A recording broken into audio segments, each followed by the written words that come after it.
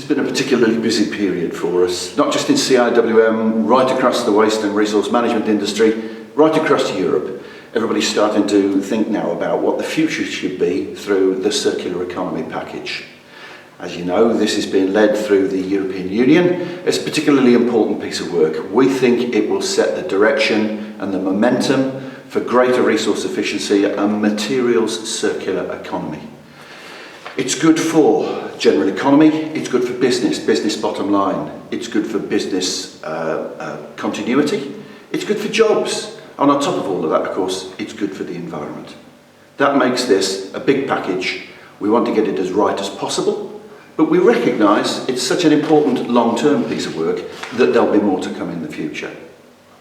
Now then, CIWM is pretty positive about the circular economy and the circular economy package.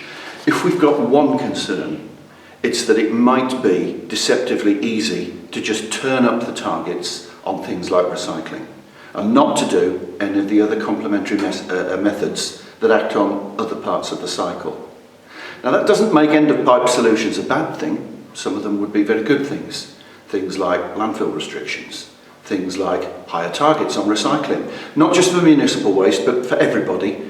These are all potentially good things, and we tend to call them push mechanisms because they're ways of helping or making our industry place more and more recycled secondary materials back into the market. The bad thing is that that push doesn't necessarily make the world have a huge appetite to pull in those materials, to make use of them, to create a demand. So we want to see push mechanisms complemented by pull mechanisms. And there's an enormous array of ways that Europe could do that, right through working on people who design the products that we use. Could be minimum content requirements, or how they're labelled, or whether or not they're using too much virgin material.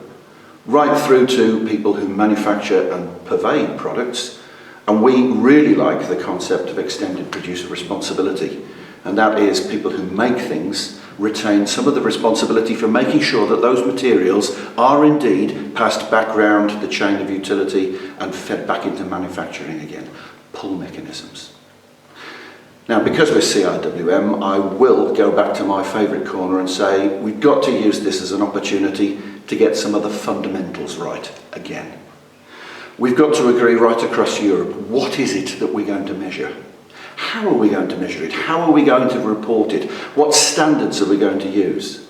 Because unless we can agree those fundamentals, we're not sharing real evidence. And we need real evidence because this is a true cycle. It's not going to stop when we see the circular economy package, hopefully by the end of 2015. There will be more to come. Those decisions have to be based on evidence and understanding. That understanding has to come from the people who manage the materials. And in part, that's us. What we want is to use that evidence. We want to use the knowledge and the willpower of the CIWM members to help us to feed back into what inevitably will be another loop of consultation and decision making. It's not just a circular economy, it'll be a circular process to improve the mechanisms that we've got.